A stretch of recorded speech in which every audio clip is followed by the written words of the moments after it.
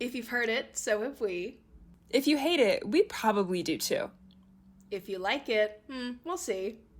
But either way, we've heard it all. Hey girl, how are you? Hi, I am doing pretty good. Pretty good. How are you?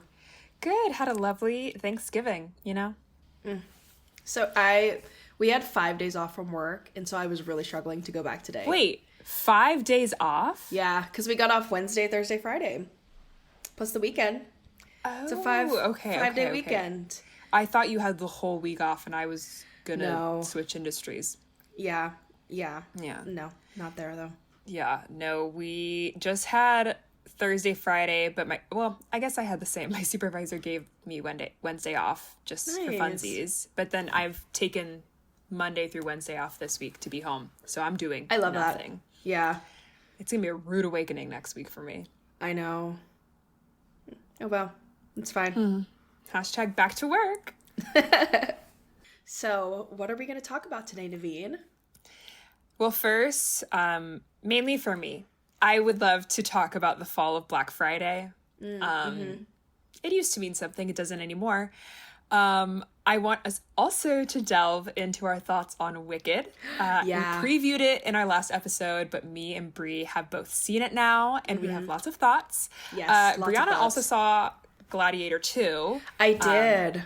So I did not. I've never seen Gladiator. I'm debating if I should just go my whole life without it at this point. But I'm curious to hear your thoughts and what you saw. And then lastly, I think we're going to talk about the state of girlhood, sexualization, and how maybe Sabrina Carpenter might type into it. We read a really cool essay this week that got our minds thinking about things that we have been discussing for a long time. So we'll really chew on that later. Yeah, I'm really excited for that one. And I feel like it's Me going to go into a tangent. I'm excited. We're going to go off. So, yeah, exciting. I just needed to hold space to discuss Black Friday. If I could hold your finger, I would. Yes, exactly. Because when I was younger, my mom every year went to Black Friday. She went to Walmart. She went to Target, Best Buy. And the deals were great. Everything was pennies. People died. And I don't celebrate that. I don't celebrate violence. I don't celebrate death. But why go see Gladiator when we had Black Friday? We had Gladiator at home. Exactly. But now everyone is just being rude to us. 20% off, 15% off. Why am I getting the same deal I could get by entering my email into something? It's so stupid. And it's so... The one thing I've been seeing on TikTok a lot, and this was happening pre-Black Friday, but especially with Black Friday, is like people lifting up the price tags at stores so you can see like the little like card that was there beforehand. 9 times out of 10, it's the same damn price. It feels rude to the consumer, especially in times like this. Well, it is in rude times to the of consumer. Inflation. They hate the It's just like, consumer. I know. I don't know why I ever expect anything more from these corporations, but I feel as though before, and it's like, obviously we should cut down our consumption in general. Yes, understood. But sometimes I would like to get a stand mixer for $10. You know? We're never going to have that again. That's not realistic. I know. I get it. But it's really just crazy, especially because it's all moved online and it's not even a day anymore. It's a whole week. It starts on Monday. Yeah. And I didn't see a single deal that made me go, ooh, that's kind of cool. Not that we need new things, but would have been kind of nice to like do some Christmas shopping. So yeah, I fear that Black Friday is not what it once was. And I don't know if we'll ever... I don't think we'll ever return to her again. No, I think she's gone. As much as we love, I don't know, capitalism, consumerism. I also did see, I was going to say online. I saw a TikTok of someone talking about an article. So we're already 2 removed, which is probably not the best way to be conveying this. But it was basically talking about like how much was spent this Black Friday, and I think it was like 10 billion or something like that. I could be completely lying, but it was like a crazy number. And the person who made the TikTok was kind of hypothesizing on like, are we buying more stuff like to equate to that 10 billion, or is everything just costing that much more? So we're buying the same amount, but it's just a lot more. Plus the issue with tariffs coming up. And so like, are people trying to stock up on stuff before tariffs hit? Yeah. And so it's like a huge like little conglomeration of like things that I don't know what is the truth. I would love to see a breakdown of that, because at Thanksgiving, a lot of my family was joking about stocking up on things before the tariffs really hit us hard. But I mean, it is kind of crazy that consumption never dies, even in recessions. No. Because the one thing I always saw post-election was, you know, the economy was cited as a lot of reasons that people voted for Trump. Yeah. But I think if you asked a lot of them how the economy works, I don't know if they'd be able to explain it, but that's a different issue. But a lot of people were like, did you still go to the Eras tour? Did you still buy all your Stanley Cups? That's a great marker. Did you have that disposable income? That's my thing. It's like, I am not discounting people's money issues, but at the same time, like, people continue to spend, whereas I think people have really lost the art of protest. And now we're going on a total different tangent, but I'll end it very quickly. That if you truly are not making money or you're mad at the prices, I do think that like underconsumption is a solution for both the individual and also as a like middle finger to the government.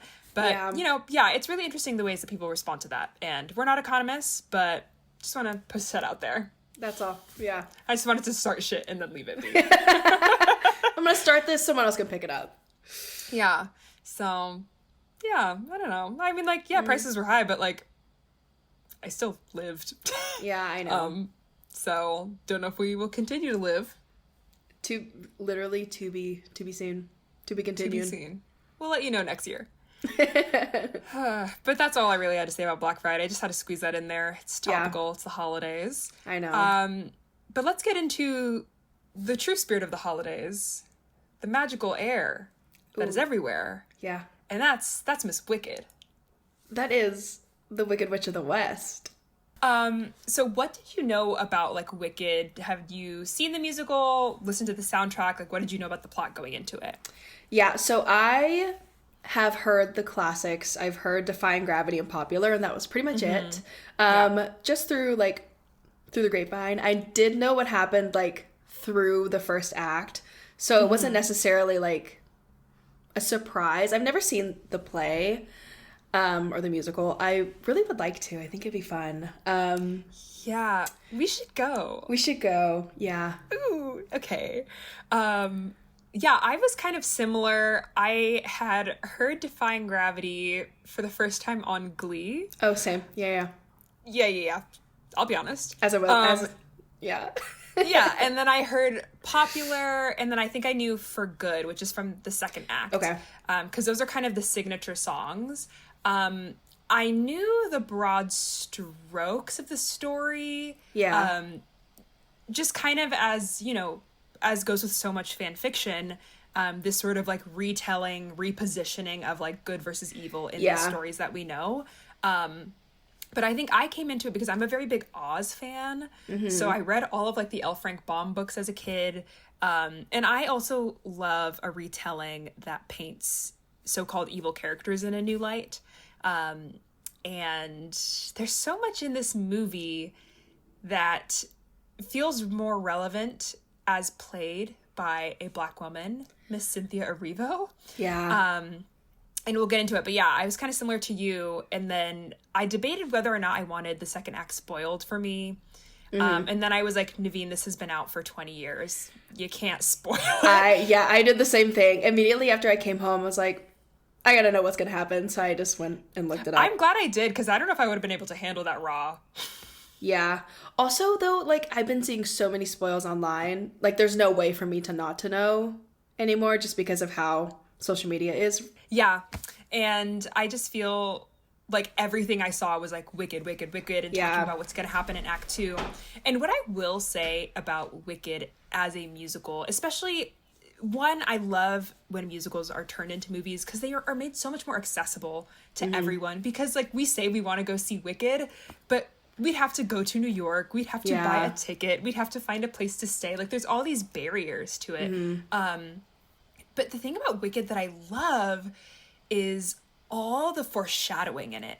Like, every single thing you're sitting there, especially, like, and it makes it an inclusive experience for someone who's watching it for the first time, or someone who knows the musical, or even just knows, like, The Wizard of Oz, because I'm sitting there, and she is saying lines that I'm like, oh no.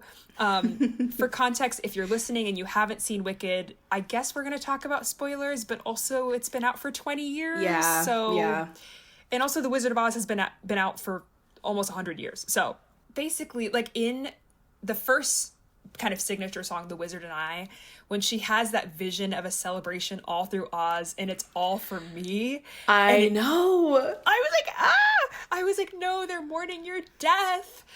And they're not mourning. Girl, they're celebrating. Oh, you're so right.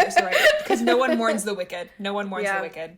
And there's so many motifs throughout this that, like, are a combination of the original story, the film adaptation, and also the new story from Gregory Maguire. And I'm gonna stop talking because if I could talk about this for hours because it's actually such a clever musical, and I miss musicals being clever. I know, and I feel like it's been a while since we had a really good musical come out. I mean, obviously, I keep thinking about In the Heights after seeing Wicked and how good it was, but I just think there are so many things stacked against In the Heights. It, like, came out one of the first, like, big releases post-pandemic. Yeah, I'm talking about the movie. Okay, the movie, yes. Which is also, you know, the same director. It's still very well done. I just think it was probably tough with the timing of when it came out. Plus, for sure. That was also when everyone was against Anthony Ramos. Because he's a cheater. Which is funny now that we have, like, 2 cheaters in Wicked. 3 cheaters in Wicked. But here's my thing, though, is that I think that if In the Heights, I think some of the direction in it is a little I think if it's just in a totally different context, I think we would have ignored it. I think we would have ignored everything that happened to him, because he's a good-looking guy, he's talented. I just showed my mom Twisters, and she was like, he is so fine. And I said, I know. I know. We know. Yeah, because I saw In the Heights when it came out in an empty theater opening weekend. I did too. And I was just like, this crazy. Is sad. Yeah. I'll let you continue. Go ahead. But anyway, back to Wicked. I really liked it. I've seen it twice now. The first time was ruined by some teenagers in the back of a theater who would not shut the fuck up because we've forgotten how to act in a theater. That's besides the point. Can we allow some time at the end of the Wicked time to talk about theater etiquette? Just a little bit? Yeah, we can talk about that. But yeah, I really liked it. I enjoyed it both times that I saw it. I'm very excited to see part 2. I also just can't get over how good Ariana and Cynthia are. Yeah. Both of them. I mean, like, incredible. You know what? I too would be crying. I would be in tears, yeah. Oh my gosh. Because here's my thing. It also makes me emotional. I didn't realize how long Ariana had been talking about wanting to play Glinda. Yeah. And I don't know. It always makes me emotional when someone wants something their whole life and then they finally get it. I know. And then they do it so well. So well. I mean, like, insanely well. And every time I was watching and I was remembering that they're recording live. Yes. Oh my gosh. For people who do not know, sometimes in musicals they will lip sync to the music, but they decided to sing everything live and they recorded the whole thing live. And during Defying Gravity, Cynthia is literally doing all of her own stunts while singing Defying Gravity live. Miss Girl is, like, hooked up and being swung left and right. And sorry, not missing a note. That is talent. She has more talent in her finger than I will have in my entire lifetime. That's why I'm like, I would never shut up. No, oh my gosh, you would never not hear me sing. I just thought it was wonderful. I think my only issues with it, some of the directional choices, I was like, okay. And I understand John Chu had responded to the criticism about it not being very saturated color-wise, because we are in Oz, which the 1939 movie The Wizard of Oz was known for its Technicolor. The children yearn for Technicolor, okay? And he was like, we didn't want it to seem plastic. And I understand that, but I think that there would have been something almost ominous about it if they had made it a little bit more rich in color. Yeah, and then I to agree. have this sort of evil plot line going on. I agree. Didn't he also say that he didn't want it to be too unrealistic or something like that? Yeah, and I was like, hey, we're in Oz. I'm like, hey, the main character's green. Yeah. I don't know. I can see what he's trying to say, because he's trying to market a musical in a landscape that does not like musicals. Yeah, that's very true. And it's the first time that I had truly seen a musical marketed as a musical. Yeah. And that was There's been so refreshing. many, just in the past, 6 months? Mm-hmm. That were just, if you'd walked in, you'd seen one trailer, you may not know they're going to be singing. Yeah. And I'm like, no, these are musicals. They're just not telling you to get you in the seats. Because you know what people hate worse than a musical? A surprise musical. They do not want to be surprised. No. But that's where I think the industry needs to just look at its niches, because I think the problem is everyone's trying to make every movie for everyone, but look at how much money was made just by catering to theater kids. Yeah. That's truly it. You have them, you're good for life. We have to stop mass market appeal. No. It's ruining cinema. I know. No, I loved everything about this. I could really see... at first, before I saw the film, I saw a lot of Oscar nomination buzz for Cynthia and Ariana. I get it now. Because I don't think they would win, per se. I don't think so either. Because I think there's a lot of movies coming out that are going to be serious and brooding and great. But they did bring such an emotional color to the film that I listened to the original Wicked soundtrack all the way through. First of all, a lot of things are missing, so you don't really get the full story from it. But the scene at the Ozdust ballroom, or the Ozdust ball, at first Cynthia is doing that weird dance to be like, I'm going to be different and you are going to make fun of me. But when Galinda comes up and does the dance with her, it proves the emotional chemistry of the two, because what they're doing is weird. What are you doing?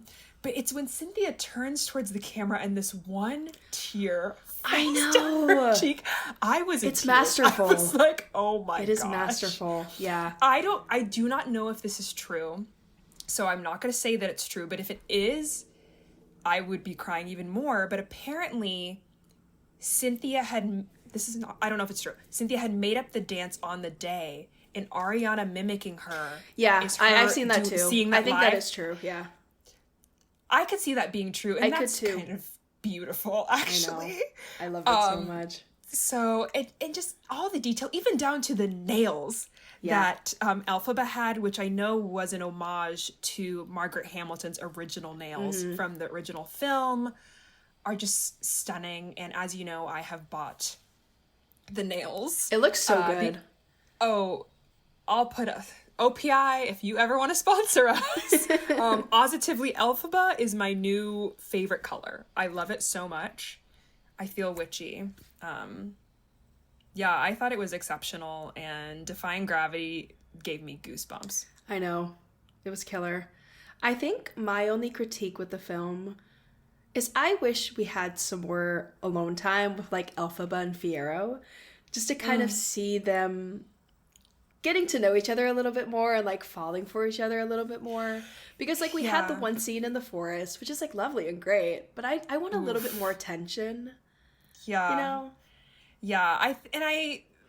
read the second act because I remember you had said that to me, and I was like, maybe they do a little bit more in the second act, and kind of, but also not really. But yeah, I also agree that I wanted to see more building of them falling in love, because I think in some musicals they conflate shared interest with love, and I think this is kind of what this is. But to turn it into a positive thing, Jonathan Bailey. Oh my god. Jonathan Bailey. No, he's insane. I'm so in love with him. Dead ass. I swear to God. He is the most beautiful man I have ever seen. I know. Or among them, at least. He's so talented. I know. And he walks up to university looking close to 40, and I'm like, it's fine. I saw, I don't know if it was a tweet or a TikTok, but it was like, see how we were all fine with it? When you're not annoying, Ben Platt. Did you know his father produced Wicked? Mm-hmm. Yep. Because they said it in the exact same video I saw. No. But no, I went with one of my friends who they have seen the stage musical. Mm-hmm. And they love Wicked. And they were saying Dancing Through Life was one of their least favorite songs. They have never come back to it. But they said Jonathan turned it into something else. Ooh, okay. And I think, and they were saying it's because the whole musical just seemed a lot gayer. Yeah. Because in the original one, it's very like, we are friends, Glinda and Alfie. But this was giving... It was giving, let's go have some fun. Yeah, it was giving, oh, they were roommates? Yeah, she really showed her how to be popular. Yeah. So... Yikes. Yeah. I thought that entire Dancing Through Life sequence, just even in that like rotating structure, and how at some points it spells out Oz. I know, it's so clever. Which is so cool. Was so great, and I loved every moment of it.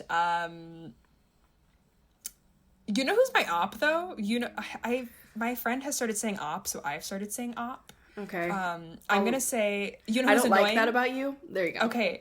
You know who's annoying? Nessa Rose. I can't stand that bitch. Can't stand I'm sorry. Your sister did is... everything for you. And you're like, you're not gonna one chance.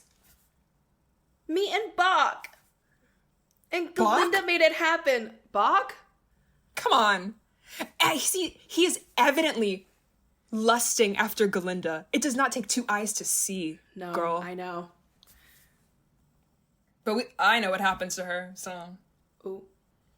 And you know what? No one mourns the wicked. Truly. I don't know if you've seen this on TikTok. What?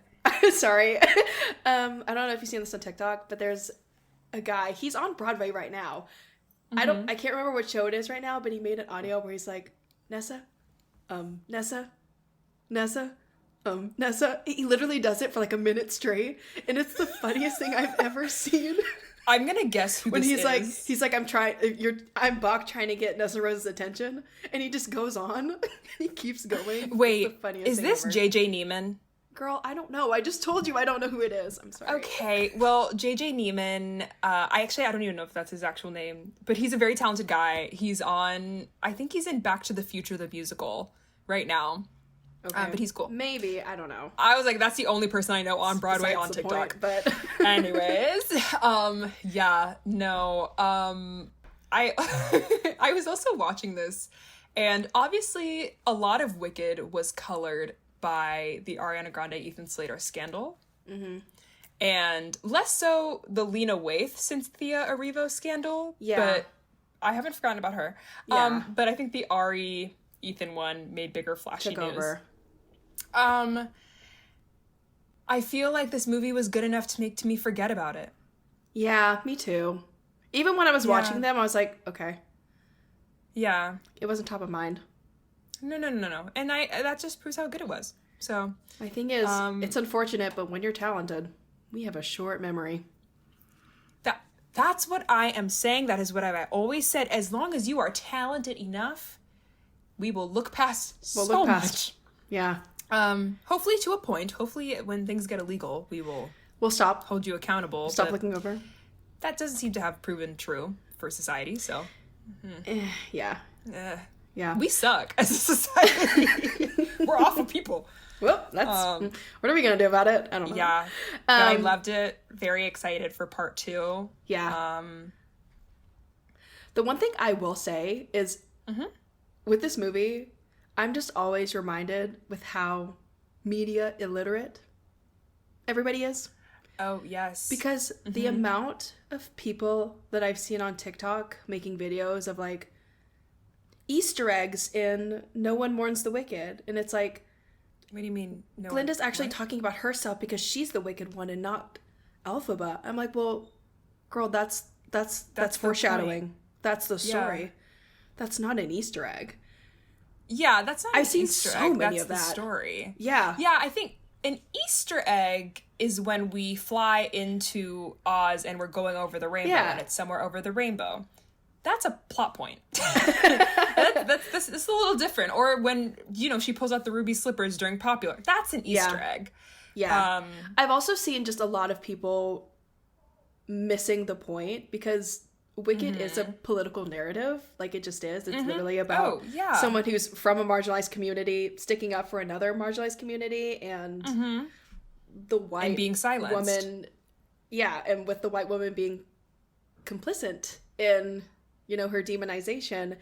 And I saw a video where it was like someone talking about how Glinda's like almost like redeemed in the end.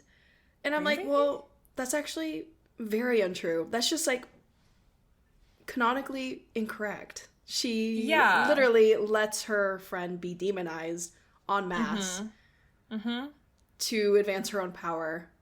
Yeah. Like, no, it says it in the first song, like, the wicked die alone. Like, she is accepting, like, she's like, I'm gonna die alone. I lost the one person that truly saw me for who I was and accepted me. Yeah. And, like, that's not being redeemed. That's just her accepting her fate. Yeah. Well, and like you said, like, even when we first started, you were talking about how it does hit differently with Cynthia in the alphabet role. Just because, like, previously it has been by a lot of white women. To be fair, like, with Idina Menzel originating the role, she is a Jewish woman. So you do... I was going to say a long line of Jewish women have also played alphabet, which feels a little anti-Semitic. Yeah. In a way. Like, I think it brings power to the role, but there is, like, a anti-Semitic history of calling Jewish women witches. Yeah. So, I don't know about that, but yeah. I don't even know where I'm really going. But no, but I've seen a lot of, particularly Black women watching this film, really resonating with Cynthia's portrayal of it, because it feels so pertinent to what's happening now. Yeah. Even in talking about the election, in the ways that Black women are consistently at the forefront of so many social justice movements, only for white women to come and water down what they have done, which we will get into a little bit later with our conversation about Sabrina Carpenter, which is, let me just say, we're pro Sabrina. Yeah, she's just Sabrina. Using as an example in a greater conversation. But I think it's very different. And I think Black women have played alphabet before, but to have it on this large of a scale is very different, I think. Yeah. And Cynthia is she's so good. She's so talented. God. I know. Yeah. And I think she has talked about how her being at the intersection of so many marginalizations, being queer and Black, and also a woman, it's a very meaningful role to take on, and I'm so glad they casted who they did. I know. I'm also glad that Jeff Goldblum has made a whole career on just being himself in movies. I know. I don't think he had a script for anything. I think he just said words. Started having a fun time. Yeah. Dang. I loved it. It's amazing. But, yeah. Before we move on, I will give my thoughts on Gladiator 2. Yeah. Because I did go and see that. I also have not seen Gladiator, like the original film. Yeah. So I didn't really... Obviously, I understood, like, it's gladiators. Like, they're in Rome and they're fighting. Overall, I thought the movie was fine. I don't think it was great. I don't think it was bad. The dialogue is not great at all. I will say the dialogue is not great. Okay. A couple times I was like, actually, they're like making these grandiose speeches. And I'm like, actually, you're not saying anything. You're saying nothing. Paul Mescal's very good to look at. I think he did good with what material he had. But the action, impeccable. Like, the fight scenes were really good. But as soon as that stopped, I found myself getting bored. Almost, like, anytime they were just, like, talking, I was like, all right, I kind of want you to go back in the arena. Okay. I was, the elite. And I was like, get back in there and fight to the death so that I can see it. I want to see some stabbing. But I heard Denzel was great, though. That's what I heard. Yes. So Denzel Washington saved that movie. I mean, he honestly, I think if anyone else was cast in that character, I would not have liked it as much as I did. He's just so phenomenal with the performance that he gives. He's so compelling to watch because he's basically just, this isn't like a spoiler, but like he's just like a master politician. Oof. And just like weasels and works his way in, and he's so good at what he does. And he has his little he's got his little earring in his ear. Yeah, he's like, you know, a little queer. Well, apparently we were robbed of a scene of him kissing a man. Yes, yeah, I know that was cut out. I wish it was. I was thinking, I was like, I don't know where they would have put this in where it really made sense. Yeah. But no, he's fantastic. I would say just to see the film for him. I also, it was confusing as someone who hasn't seen the first movie, trying to keep track of the connections just because they didn't explain a lot of stuff very well. Yeah. So overall, it was a fine watch. It's entertaining. Yeah. Okay, I don't know how I feel about that I think when you have a movie that is a sequel where the movies are released in close proximity to each other, I can understand not explaining some context. But this has been a while. It's been a long time. Yeah. I don't even know when the first Gladiator came out, but I want to say it was at least 2 decades ago. Yeah.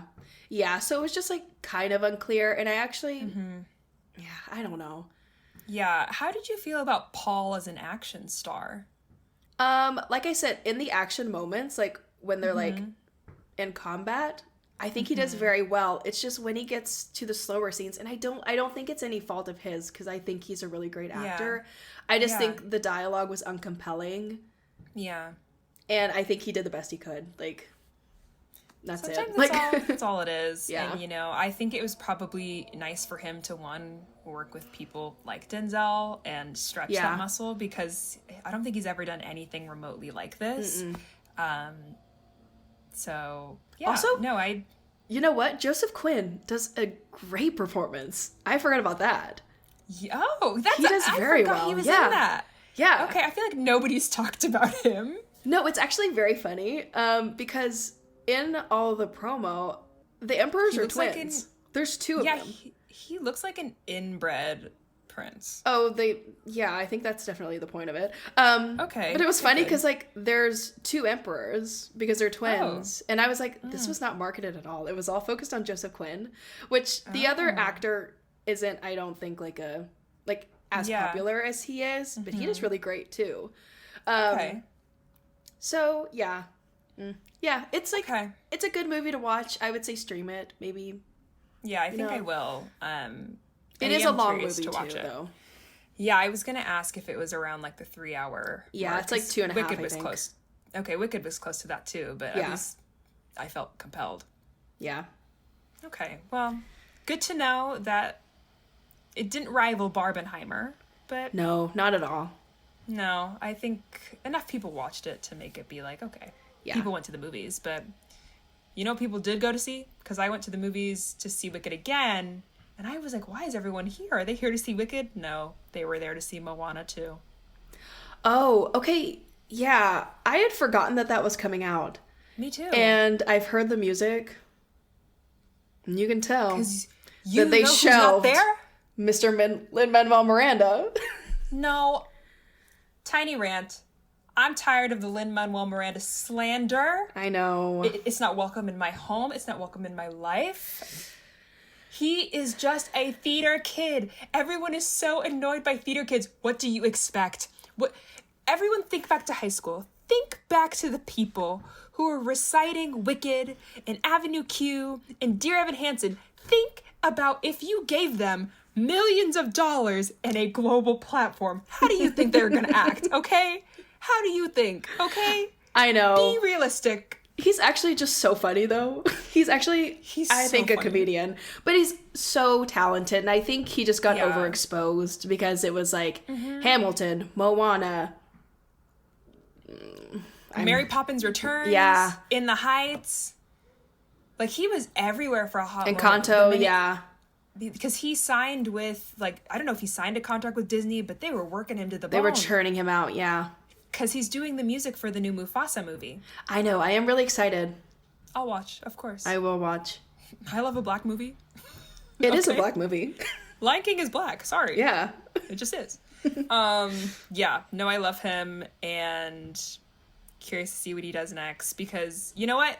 One of my favorite movie musicals, Tick, Tick, Boom. It's so good. I was actually thinking about that too. Yeah, It's it was such a good amazing movie. And I feel like we haven't seen all we have of him from a director perspective. So I'm curious to see that. Yeah. Yeah. Actually, while we're on this, let's talk about theater etiquette, because we were saving some space to talk about that. No. Actually, because, so I know you had a bad experience during your first Wicked screening. I had a bad experience during my second Wicked screening, when we were sat behind this family. There was a little girl, her mom, and her dad. And this little girl was asking questions the whole time. And you know what? She's a kid. It's not her fault. It should have been her mom being like, keep your voice down, or like, I will answer these later. Nope. Mom was on her phone. Mom was answering the questions. At some point, the dad is adjusting the temperature of their house on his app during Jeff Goldblum singing. I'm like, why do you need to bring your house up to, first of all, 75? That's crazy. What kind of money do you have? Why is your house? Yeah. Also, 75. That is warm. That's like okay? Yeah. That's a sauna. Okay? So I was just like, I'm sorry, y'all. If you're at the movies, put the phone away. You can do that shit at home. You paid to be there. You paid. That's my thing. To be in the movie theater. Put the phone away. I don't understand what happened. I mean, I kind of know what happened, but actually not really. Because, like, what happened to respect? Etiquette? What happened to decorum? Because why are you in a movie theater? Why did your phone go off during Wicked? Didn't you hear them at the beginning when they said, turn your phone off? They said, hey, be quiet. Twice? I just, like, I don't understand why people choose to create a ruckus when we could all just be sitting down, eating popcorn, watching a film. That's my thing. This is the closest thing I have to church. Please don't ruin it for me. So I can't do it. It's been really grating, and that's why today I went to go see that movie, A Real Pain. Jesse how did Eisenberg. you like it? Oh, it was really good. Oh, okay. It was really good. It was also just nice to see a 1 hour and 30-minute tight film that was just a lovely little film to watch. And I have missed seeing Jesse Eisenberg on a screen. He's so talented. He's so talented, and he wrote and directed this one, but it was very good, and I was the only one in that theater. Oh, I love that for you. That's like hitting the jackpot. I was just, 3 p.m. on a Monday. That's the time to go. Yeah, girl. So, I don't know. If you're hearing this, stop acting up in the movie theater. If you really want to do that, just stream it at home. Yeah. It'll cost you less money. Be in the privacy of your own house. Don't take it outside. Come on. Just like be in community, be present, get off the phone. I sound like a boomer. Ugh, ew, I hate that I said that. You know what? But also, act right. Oh gosh. I think we should move on to our next topic, which I'll give a little context about it. I am a big Substack reader and was telling Brianna that she would totally be into it. And I found a great essay from a Substack called Jade Facts. I'm assuming the person who writes it is named Jade, so I will refer to them as Jade. But they wrote an essay called Your Fave is Selling a Pedophilic Fantasy. Which is... That's a title. That's a title, first of all. Yeah, I was like, oh, reading this now, especially because the thumbnail was a picture of Sabrina Carpenter. And I was like, ooh, let's delve into this.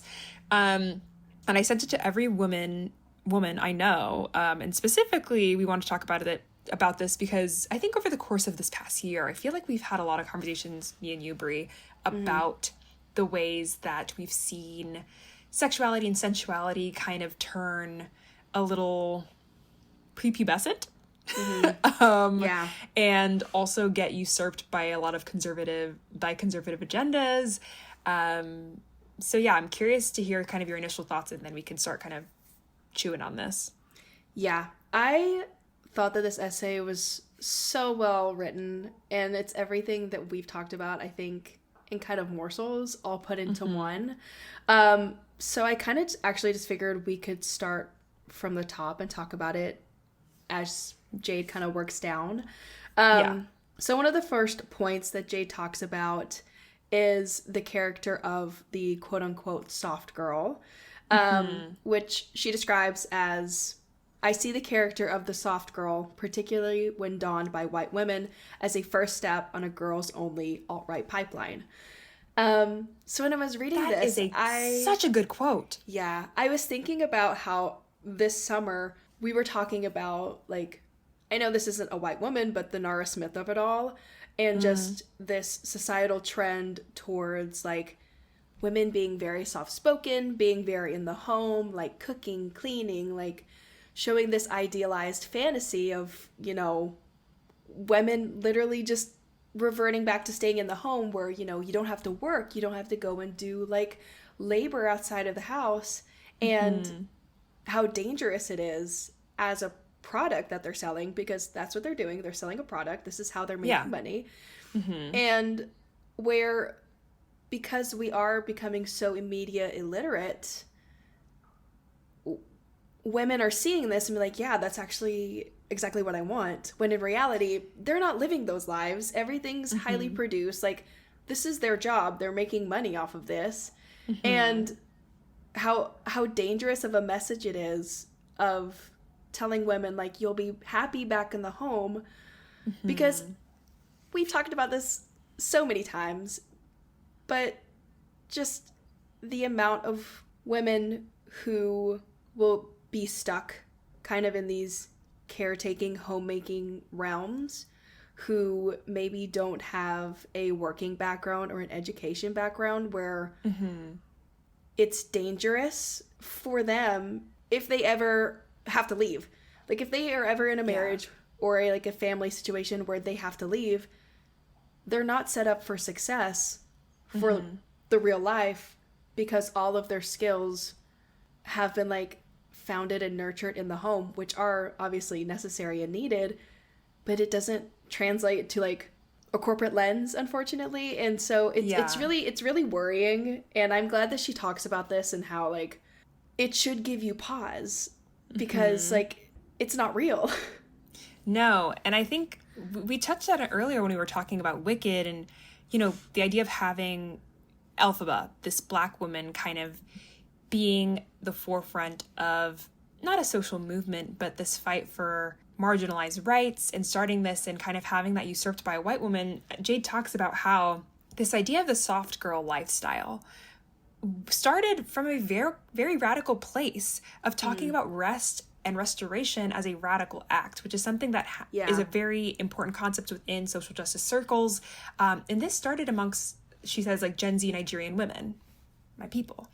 And it was talking about going against these sort of capitalistic, colonialistic, if that's a word, ideas of grind and working all the time, and finding ways to rest in a way that goes against these structures that have been placed upon us.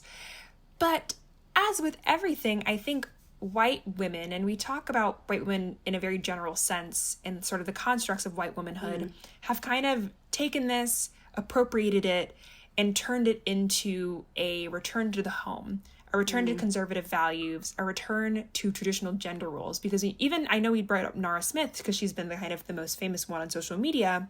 She is not a white woman, but she's living in a lot of like white spaces, which is not necessarily bad, but specifically Mormon spaces, which have been very hostile to Black people historically.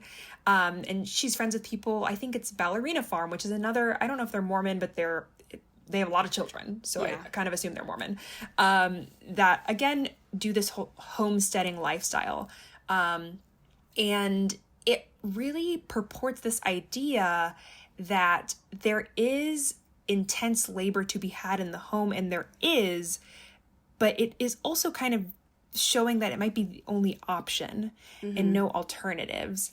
And I don't think it goes so far as to portray as strict of gender roles as maybe they're accused of, because I don't think that's necessarily the problem. I think the problem is that being seduced into a certain idea of femininity. And I think that's the problem. I think homemaking makes sense, homesteading makes sense, but thinking of it outside of these binaries that we have set for ourselves is the way that we make this a progressive act. And she goes on to talk about, one, it's really interesting for white women to kind of adopt this as people who have never historically been, you know, the bearers of domestic labor. Yeah. You know, Black women have consistently carried the brunt of the domestic labor of white families historically and even today. I wish I could pull up, I think it was in the New Yorker, the great cover of like all like the nannies who are women of color at the playground with these white children. Yeah. And the ways that they continue to raise these children that do not look like them. And then for white women to now kind of make it glossy and romanticize it, because I think what people aren't showing is that homemaking is tough, and homemaking is messy, it's dirty, it does not always it's look hard clean work. cut. There's a reason why men don't want to do it. Exactly. And I think the way that we are not showing this nuance is harmful to women, because it's now not only pushing it towards women that you need to be like this in order to be a good homemaker, but it's also pushing this idea to men who are saying that I should expect nothing less than this.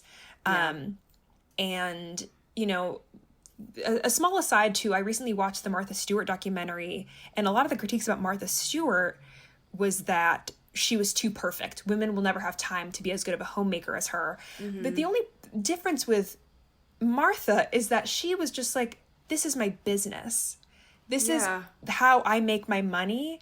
And it was never like a secret that she was a perfectionist, that she would ask for nothing short of perfection, and also had a team. She was a businesswoman. And it was a very different thing of the man was nowhere in the picture. Yeah. She got married once, left that man, and she was like, I don't really see the need for that anymore. You know, and it was, again, breaking these traditional gender roles. Yeah. So it was a very different thing. I digress. But the ways that I'll kind of bring Sabrina Carpenter into this is that Sabrina has been around for a while, but I feel like she had spent most of her life as a child star. She started on Disney. Yep. And people don't realize, like, Short and Sweet that came out this year is her 6th album, I want to say. And she's only 25, which is very indicative of being a Disney star. They want you working all the time. She is 4'11", which is important context because she looks very young.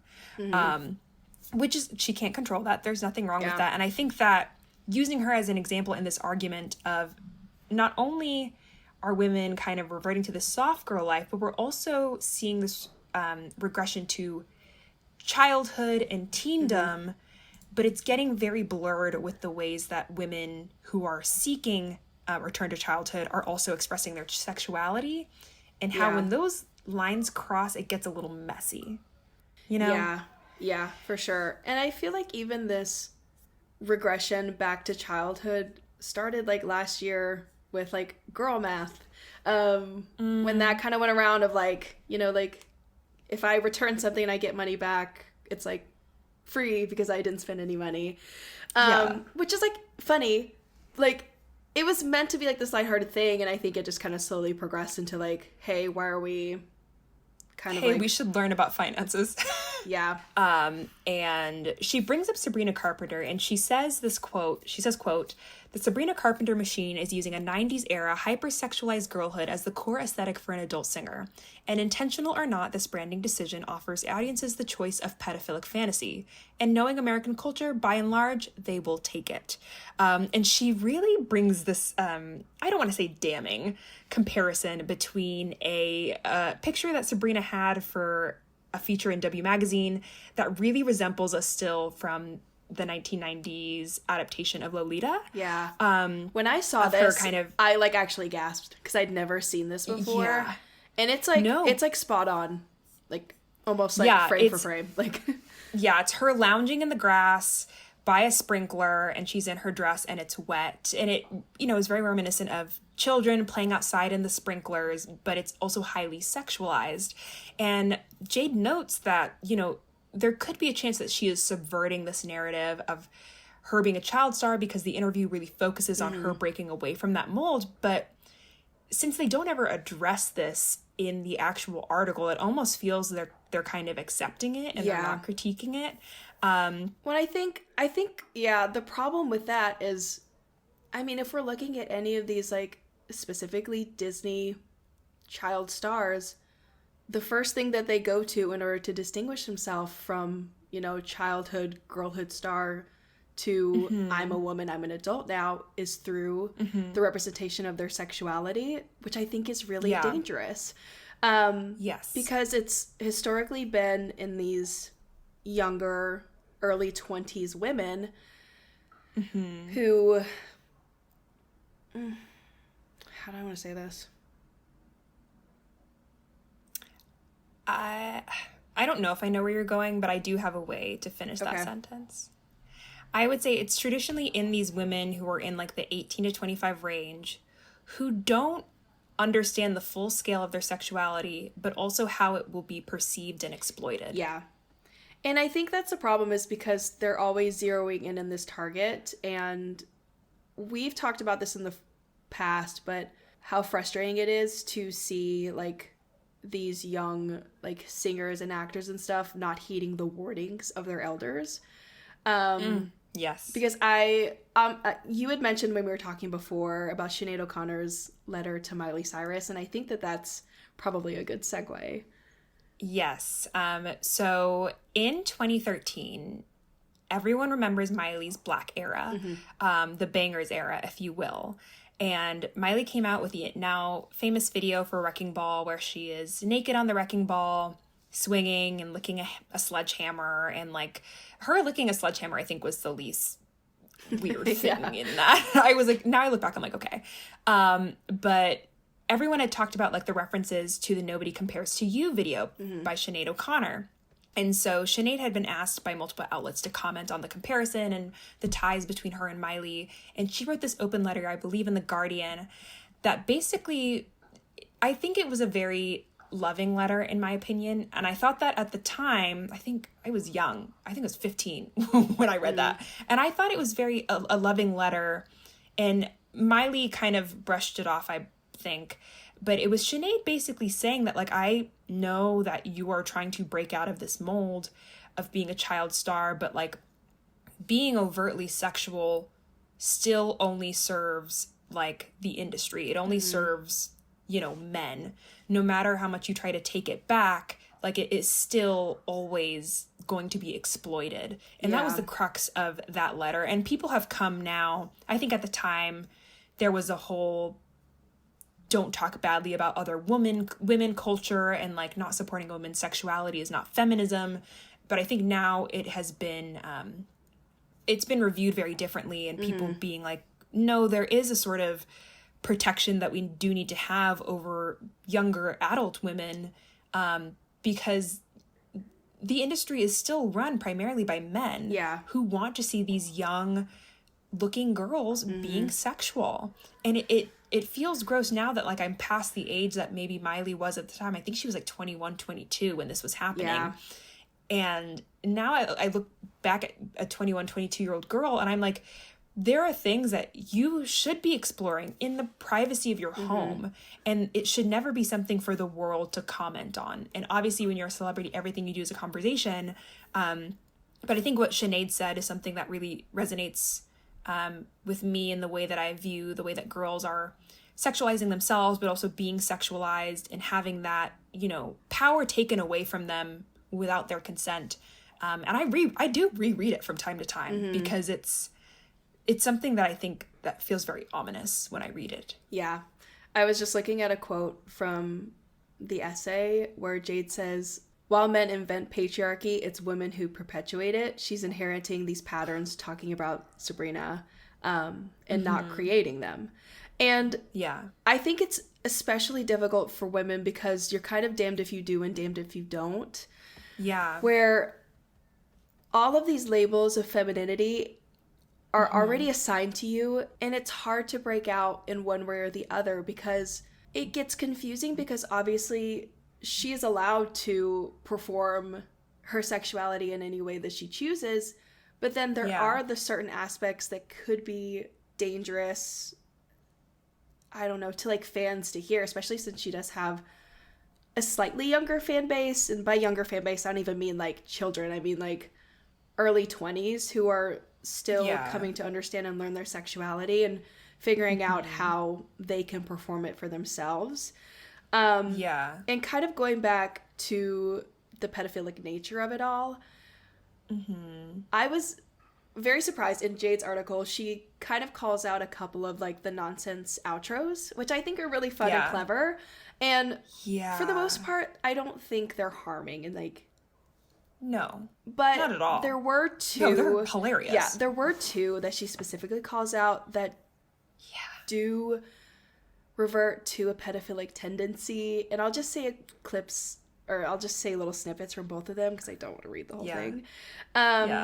This first one is when she was in Mexico City, I believe. The first line is, "I'm full grown, but I look like a niña." As in, like, I look like a child. Yeah. In reference, in the next line is obviously in reference to penetration. Which is a little... and the next one is like, "In Singapore, gardens by the bay, I want to go there. Then I'll take you somewhere that has no hair." And so, even if she's not explicitly trying to target this pedophilic notion of like, I don't even know, like, overtly trying to come across as a child, she's talking about like pre-adolescent features that are considered desirable for grown adult women. And that's where you hit it.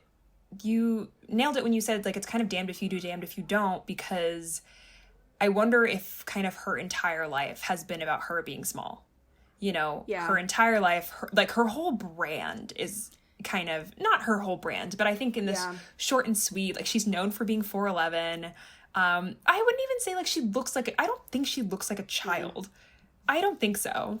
But I think it's kind of like, how do you perform sexuality when no matter what you do, it is going to be like taken over by men and twisted by men in some ways. And so I don't, when we're talking about this, we're not faulting Sabrina in any way, because I also think that she talks about sexuality in a way that is so girly that it's not appealing to some men, which I love.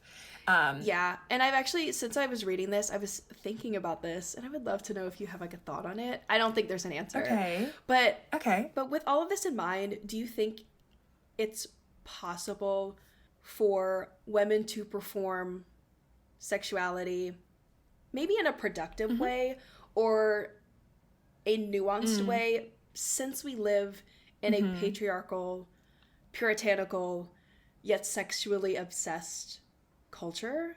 Like, because I think you are damned if you do, damned if you don't, but like, I don't know. Yeah, it's like, how do we break that? Yeah. Okay, I'm just going to talk through what I'm thinking, because I don't have an answer. But I think it's damned if you do, damned if you don't. I think the article brings up a really good point about how Jade references kind of Sabrina's pop star elders, like Taylor Swift, because Sabrina opened for Taylor. It's a really direct comparison.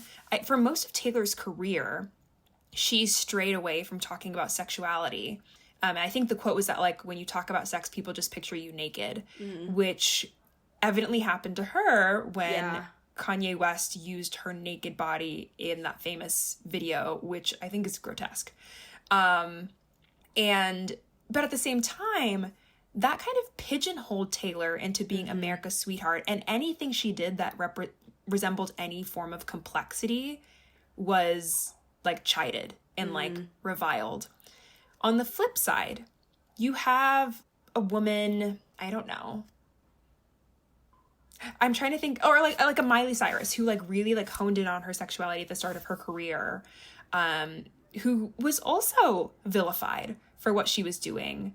And obviously there was context of her being Hannah Montana and then like not being Hannah Montana. But I think that there is a space where it works, because I'm thinking of people that take sexuality to a weird place. And I'm thinking of Lady Gaga, I'm thinking of Chappell Roan, I'm thinking of Cupcake.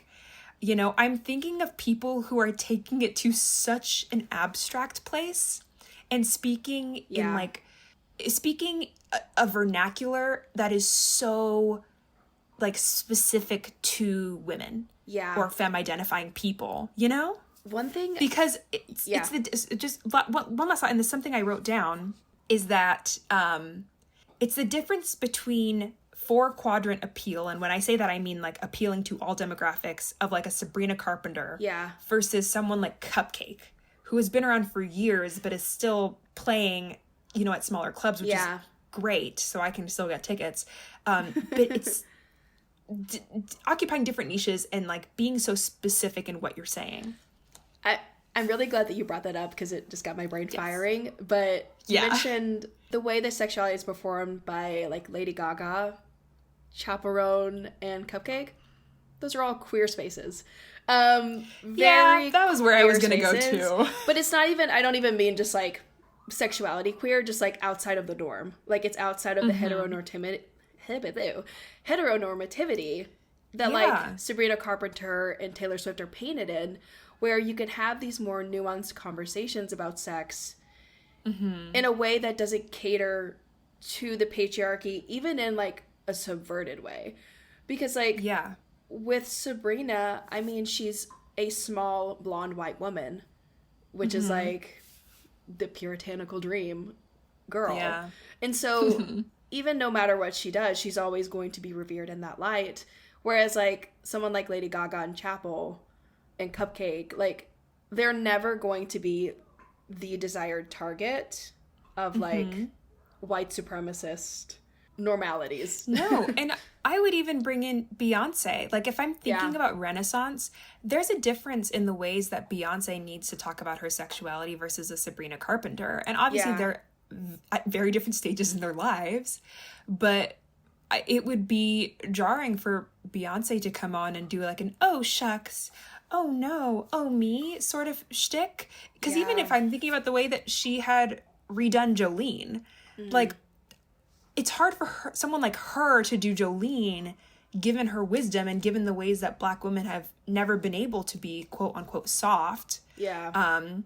So it's less about like Dolly Parton begging this woman to not take her man and more about Beyonce being like, you better stay away from my man. And that switching of the narrative. And so I think that's exactly what I was saying is like, you have to queer it. You have to take men out of the equation. Like the minute you are writing about sexuality without thinking about men, obviously some men will find a way, but a lot of them will be like, this isn't for me. I don't understand. My brain cannot compute, you know?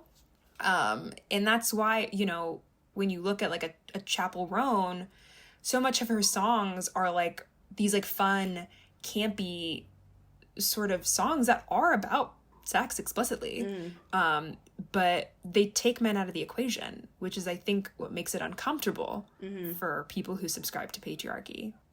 Good. Make them uncomfortable. I'm just saying. I don't want you to be comfortable anymore. And here's the thing. The guys that get it. And they're just having fun. You know? And I mean, even going back to your point about Beyonce, Jade talks about this in her article, basically how femininity has been, from its basis, is only ever talked about in terms of like white femininity and what is acceptable in those terms, because she even talks about like during like the slave trade and stuff like that, how Black women and Black men were literally marketed in the homelands. I mean the homelands of like Europe, not the homeland, but like how Black men and women were marketed towards the white public to, one, dehumanize them so that, you know, they could continue profiting off of their slave labor.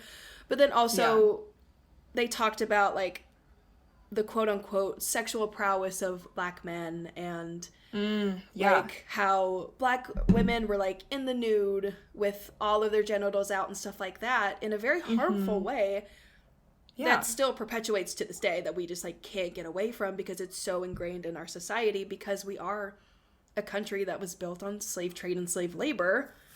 So like, and that's why, you know, it permeates so much. And like this article focuses a lot on like centering how like white women have usurped this concept, but it kind of leaves out, and I don't think this is a fault of Jade at all, but because that could be a total separate 10-page essay of just the ways that Black women have never been allowed to be a part of the femininity conversation because they don't get to be feminine, they get to be sexual.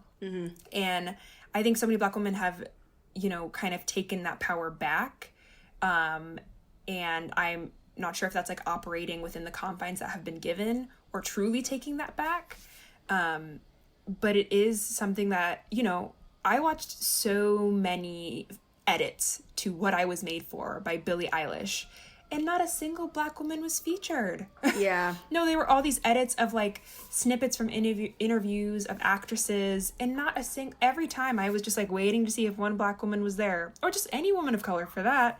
And it was just like, we're constantly left out of the conversation of being able to be complex people with emotions. There's always this need for us to be strong and like never falter, you know, and that's why, you know, I appreciate someone like Beyonce, because I think Formation was so meaningful because like it's the line from Sorry I Can Never Be This Perfect to Ever Feel This Worthless, you know, like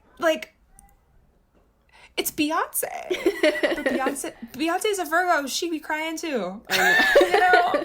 So yeah, it was a wonderful essay, and I think it touches on the ways that so many women are just vilified, and it's just like, what can we do?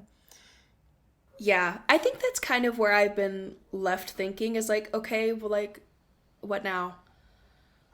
Because it's like almost to the point where I don't want to say we don't have any power to like change anything, but we are so ingrained and stuck in these limitations of how women can represent themselves, like excluding like sexually, but like we're at such a point where like it's almost paralyzing for us to do anything. Yeah. And I think it's especially coming up after the election and just this kind of general feeling of hopelessness of like, we're working so damn hard and nothing's changing because the men in our lives will not stand up for us and protect us. Well, then nothing's gonna change because at every turning point, white women will leave us in the dust. Yeah. I mean, we can talk about men all day long. Yeah. But if we can't even organize amongst ourselves across race, which like we won't, because like white women are at the crux of every time I see a think piece about why Trump won or why conservatives rise, it's because white women will always abandon their gender because they consistently benefit from patriarchy. They will always benefit from it. They are the closest in proximity, and they will always, you know, like Galinda, sacrifice their own values to get ahead. Yeah. So yeah, I think that's the main problem that nobody really wants to like delve into and talk about, because then that's like, it's a whole like women hating women conversation. And I'm like, no, but we can have nuanced conversations about the ways that white women really throw women of color under the bus consistently. Yeah. And actually going off of that, you know what really set the feminist movement back? What? Saying that you cannot critique women, that it's anti-feminist to critique women. Because we have ingrained that in our culture so much where we cannot say a damn thing about another woman's choices, and we've relabeled it as feminism. Because we talk about this a lot, and obviously I'm literally going to go on a tangent now.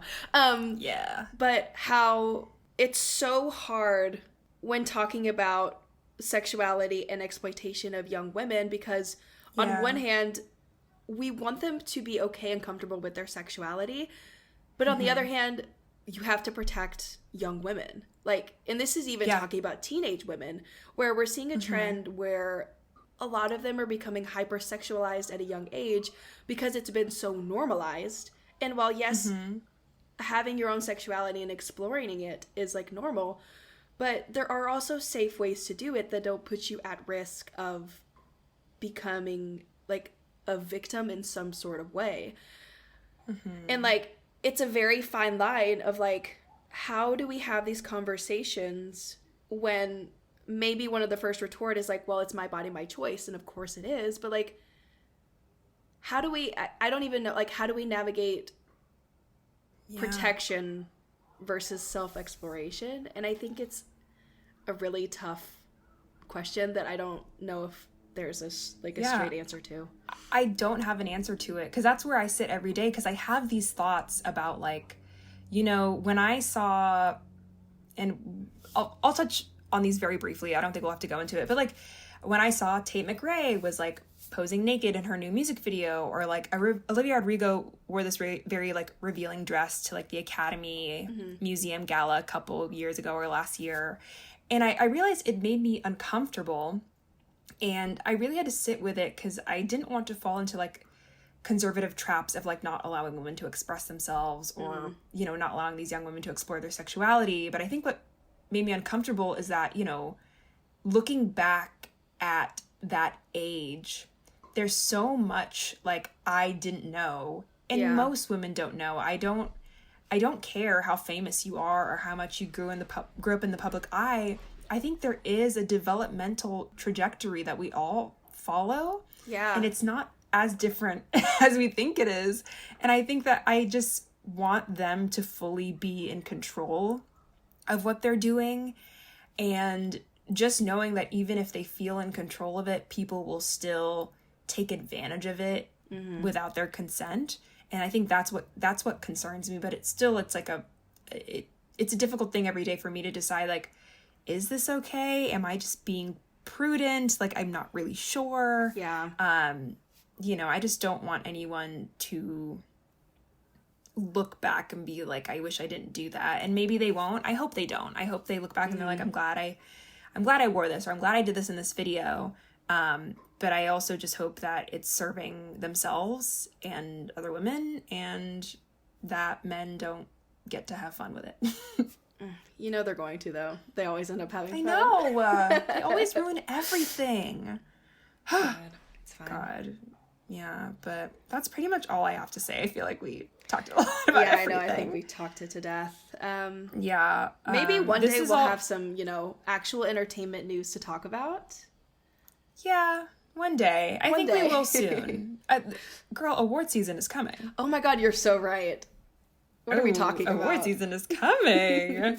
Yeah, no, things will start happening. But this is, before we move on, just a disclaimer to say that, like, the women we mention and the celebrities we mention in this are all people that we're fans of. And I know I don't always have to give disclaimers, but it's just like we bring up Sabrina or Taylor or Beyonce or Tate and Olivia. It's just like, these are all women that I think will have long and wonderful careers. They are talented. It's more just like the things that they can't control. Yeah. You know? And that's the things that I think make us sad. Yeah. Yeah. So that's really all I have to say today. That's all I got too. We'll be more upbeat and happy next week. We'll make you laugh. Yeah. Sure. Sure. I'll find something fun for us to delve into. Okay. Yeah. So, you know, maybe we should do an episode on movie musicals. We should. Yeah, why not? That'd be really fun. Because I just rewatched West Side Story, the new one. Yeah. It's exceptional. It's so good. It's so good. Yeah. Oh, it's amazing. Yeah. But that's all for today. We'll see you guys next time, or talk to you guys next time. All right. We'll talk to you next week. Bye. Okay. Bye.